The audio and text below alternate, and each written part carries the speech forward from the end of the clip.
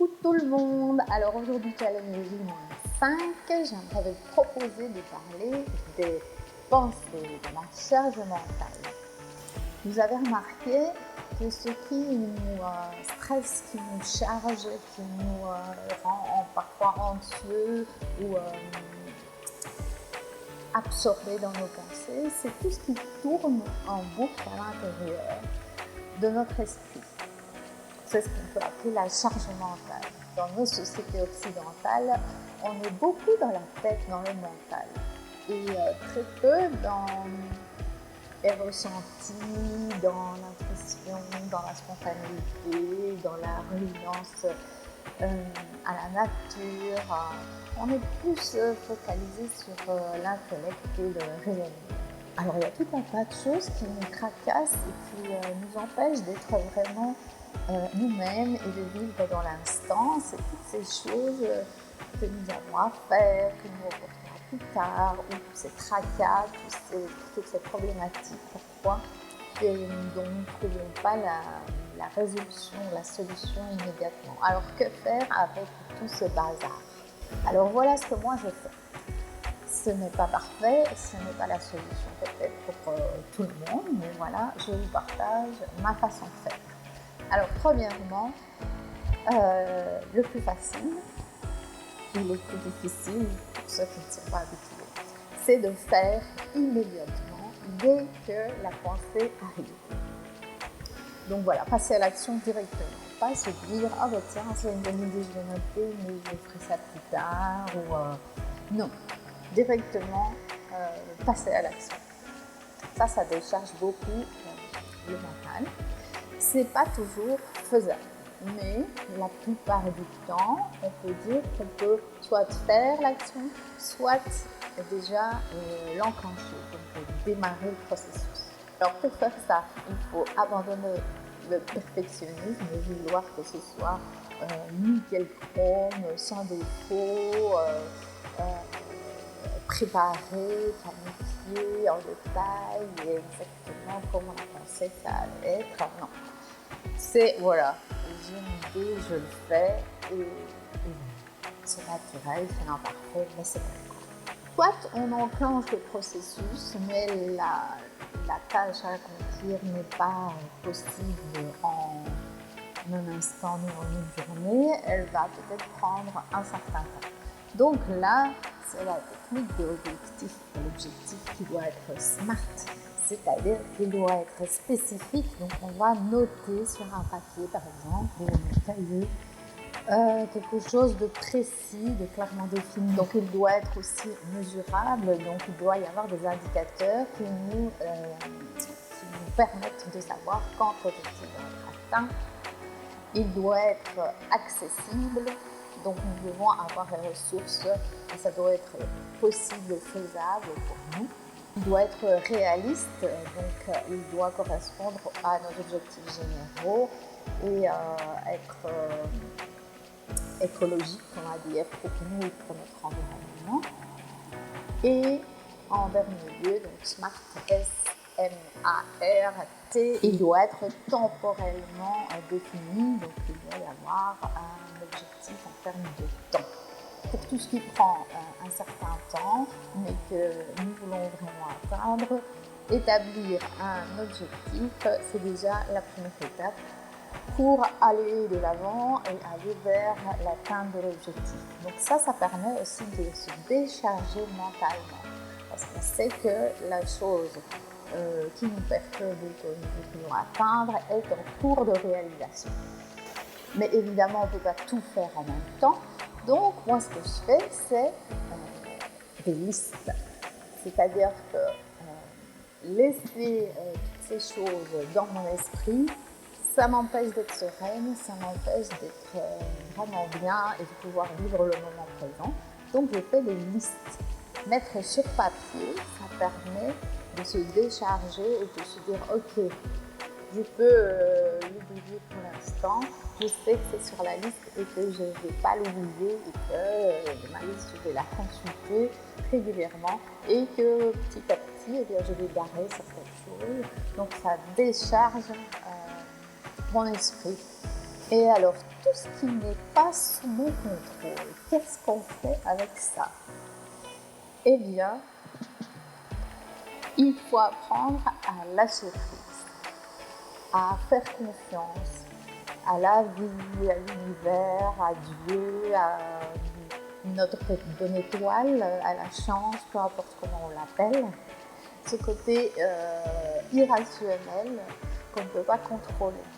L'important pour moi, c'est de pouvoir faire, être dans l'action et de faire de son mieux et de ne pas reporter à plus tard. Parce que, vous savez, une étude a été faite par une personne, je ne sais plus comment elle s'appelle, qui a été voir une personne en fin de vie en soins palliatifs et qui disait que la seule chose qui revenait constamment chez ces personnes, c'est qu'elle ne regrettait pas du tout ce qu'elle avait fait, mais elle regrettait ce qu'elle n'avait pas osé faire. Alors, c'est pas tombé dans l'oreille d'un sourd. Je me suis dit à l'époque, ça fait déjà une bonne dizaine d'années, je me suis dit, mais oui, en fait, même si on n'arrive pas à faire certaines choses, mais l'important, c'est d'avoir essayé, d'avoir tenté. La pire chose qui puisse arriver, c'est d'arriver à son dernier jour et d'être plein de regrets et d'amertume. Au dernier jour, si on dit ok, bon, je n'ai pas réussi à faire ça ou ça ou ça, mais j'ai tenté, il n'y a pas de regret. Alors c'est génial. De nombreuses recherches qui sont faites et qui m'intéressent beaucoup sur les expériences de mort imminente. Et les chercheurs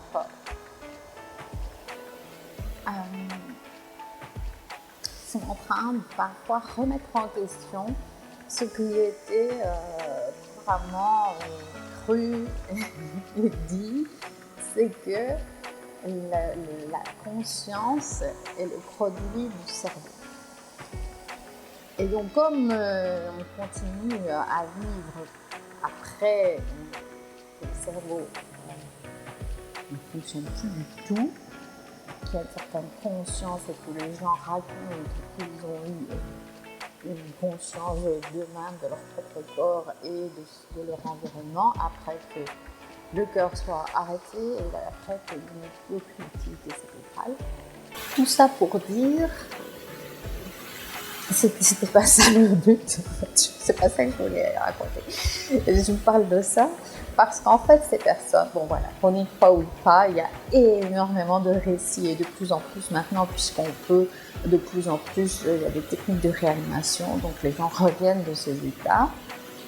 Et donc il y a plein de gens qui racontent qu'ils, voilà, les choses habituelles, donc ils sont sortis de leur corps, ils ont vu des choses qui se passaient dans leur environnement. Et après, ils sont passés par un genre de tunnel à grande vitesse vers une lumière. Hein, et ils racontent tous, presque, qu'on leur a posé une question. Qu'as-tu fait de ta vie? C'est bien pour dire qu'on a quelque chose à faire dans cette vie. On n'est pas venu ici pour rien. Donc si on a quelque chose à faire, il faut trouver ce qu'on a à faire. Comment trouver? C'est en faisant, sur des expériences, en testant, en faisant les choses qui nous viennent à l'esprit, les choses dont on a envie, ce qu'on a envie de faire, ce qui nous parle, ce qui nous rend joyeux, ce qui nous fait vibrer, ce qui est en correspondance avec nos malheurs. Voilà. Et pour ça, il faut laisser une plus grande part à notre intelligence intuitive. Vous avez déjà entendu parler de Corinne Sombrin. C'est une musicienne, musicologue et chamane. Si ça vous intéresse, en tout cas, je vous encourage à aller lire ce qui est dit à ce sujet sur son expérience, qui est très intéressante. Et Corinne Sombrin a collaboré avec des médecins et des chercheurs pour essayer de comprendre la transe chamanique. Donc le fait, vous avez déjà certainement vu ou entendu, que des gens se retrouvent en transe suite à la musique du tambour et ils se mettent à avoir des perceptions décuplées et aussi des comportements un peu bizarres. Et elle a voulu analyser ça au niveau scientifique et travailler avec des médecins et des psychiatres pour voir ce qui se passait réellement pendant la transe. Donc elle a fait l'expérience, là c'est d'abord entrer en transe de manière automatique, sans tout folklore, donc tambour, les chants, les danses, tout ça. Ça n'allait pas trop bien dans un hôpital. Donc elle a d'abord appris à le faire. Et quand elle a réussi à le faire, eh bien elle a fait l'expérience. Donc on lui a mis plein d'électrodes sur la tête. Et on a fait un électroencéphalogramme pendant sa transe. Et donc ils en ont conclu qu'elle ne souffrait pas de troubles psychiatriques et qu'il y avait une modification de l'encéphalogramme pendant la transe, qui revenait à la normale après la transe. Et ils en ont conclu aussi que cet encéphalogramme ressemblait à celui de personnes atteintes de maladies psychiatriques. Et donc, elle partait du postulat que comme elle arrive à se mettre dans cet état et en sortir, revenir à la normale, qu'il serait peut-être possible un jour de faire revenir à un état normal des personnes qui souffriraient de maladies psychiatriques. Ça, c'est pas encore d'actualité, mais en tout cas, le pourquoi je vous ai parlé de ça, c'est le fait qu'ils ont compris qu'en fait, pendant la transe, il y avait une modification de l'état de conscience et du fonctionnement du cerveau qui est un peu similaire à ce qui est constaté chez les grands méditants. Et il y a une ouverture à beaucoup plus d'intuition, de résonance avec le vivant. Les perceptions sont décuplées. Et ça, c'est aussi une piste pour aller vers plus de conscience, plus de soi, plus de reliance à sa mission de vie, à ce qu'on est venu faire ici sur Terre. On ne va pas tous devenir chaman, on ne va pas tous devenir super méditants. Même peut-être vous ne ferez jamais de méditation de votre vie. Mais une chose est sûre, c'est que être plus dans la conscience, être plus dans un état méditatif, dans un état d'éveil et d'écoute aux messages qui arrivent, aux idées qui arrivent, eh bien ça permet d'être beaucoup plus dans sa vérité, d'être beaucoup plus soi-même. Et ça rend bien sûr la vie beaucoup plus intéressante à mon sens. Alors voilà, challenge du jour, réfléchissez à la question et peut-être mettez en pratique une ou deux des choses que moi j'utilise et voilà, et voyez ce que ça pourrait donner chez vous. Je vous souhaite une belle journée et je vous dis à demain pour le prochain challenge.